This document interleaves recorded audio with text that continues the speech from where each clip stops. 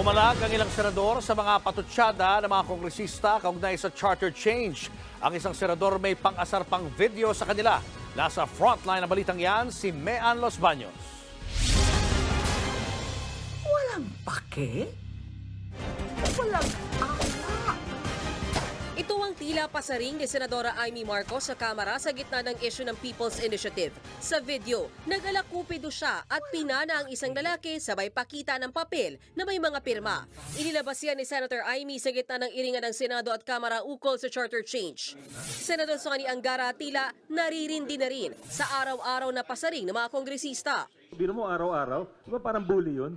Araw-araw kami parang, guys, mag-break naman, parang time out, magtrabaho naman tayo. Pag binubuli ka na, hindi ka sasagot, di naman pwede. Akong author ng Anti-Bullying Act sa House.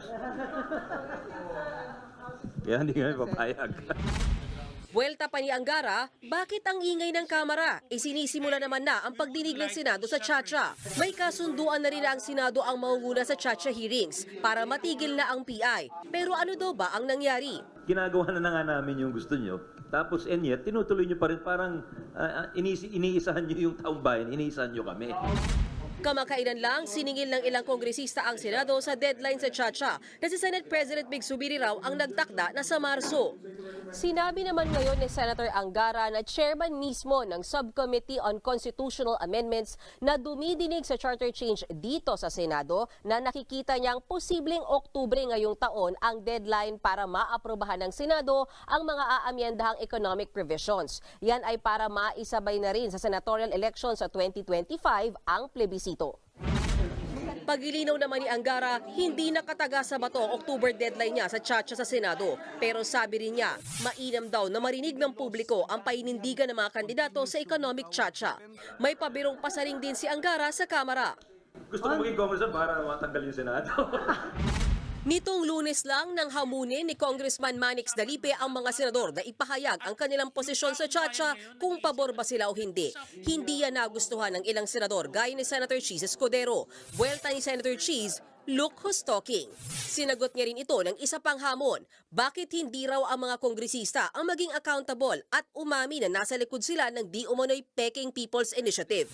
Senate Majority Leader Joel Villanueva kahapon, tahasang nireject ang panawagan ni Dalipe. Sabi pa niya, who is he? Ipinagtanggol naman si Dalipe ng ibang kongresista kahapon. Again, this is where parliamentary courtesy should come in. No? You know, we respect. There must be some respect in the opinion of the member. With respect doon sa opinion ni... Sino nga ulit yun? Sino nagsabi?